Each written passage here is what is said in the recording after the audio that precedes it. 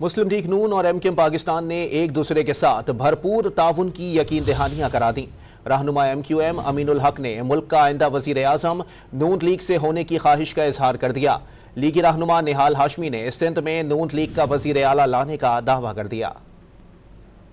ہم نے واضح طور پر اعلان کیا تھا کہ یس ہم آنے والے وزیر اعظم کے لیے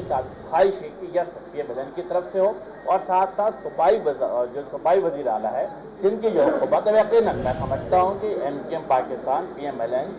جی D A, J U I کے ساتھ جو کوارڈینیشن بن رہا ہے وہ حکمت عملی اپنائی ہے تاکہ آنے والا وزیر اعلیٰ بھی جو ہے وہ ایم کیو ایم اور جو اتحادی پارٹی اس کا ہونا چاہیے۔